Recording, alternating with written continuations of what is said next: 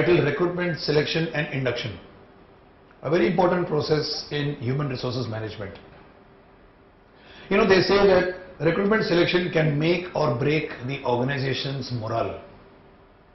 If I have a wrong person coming into the organization, then the organization can get into trouble and the person who's joined will also feel frustrated. Recruitment selection has to carefully handle this, taking into consideration the manpower planning figures and the manpower planning timeline. So in the manpower planning, what are we doing? We are creating a timetable of people to be hired at different levels. Now these people who are hired at different levels are hired at different points of time. And at every point of time, the organization needs to be sensitive to know whom to hire, when to hire and where to hire. So recruitment selection is a real skill, and this skill comes only not by looking at the job specification sheet. Now that job specification sheet tells us that we want so and so person with so and so qualification, so and so experience with this type of personal qualities. Now typically you take that sheet of paper and you are sitting in the interview panel and you start looking for those qualities. It is not that much paper cut to cut. No, it's something more than that. There are certain subtle human qualities, certain things which you need to sense, to understand, to capture, to calibrate when the person is talking to you. So recruitment selection process goes beyond the sheet called the job specification sheet. This is one thing which we all need to understand. Recruiter has to sense, will this person fit into this company? There are certain types of conversations from where we come to know whether the person has got a certain type of attitude or not. Now all those things are very important. And that is a skill of the recruiter selector. I may be looking at people from my eyes rather than looking at the person from the requirements of the job. This is one of the errors of recruitment selection. So we need a very open person with a good amount of human experience, a person who's experienced with human relations, human values, human interaction, etc. A person who's got emotional maturity as well.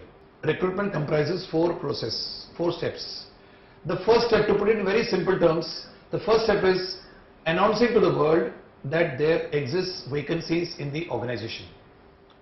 Announcing to the world that there exists vacancies in the organization. First step. How do you announce? Through some means. You advertise, it goes by word of mouth, it goes through intranet and through various means. Step number 2, the world receives this message and they respond to you. The world responds to your message. How do they respond? Through applications, through walk-ins, through talk-ins and various ways of contacting you back. Third step is you receive the applications, then you segregate them based on what are the applications in line with the specification sheet and the ones which are not in line with the specification sheet, you keep them separately. Third step. And the fourth step, the ones whom you have selected, whom you have shortlisted, to them you send the appointment, you send the call letters for an interview. The recruitment process has ended.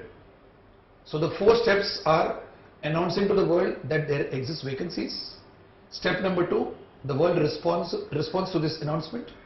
Step number 3, you collect the applications and segregate them, shortlisting the ones which need to be called for interview.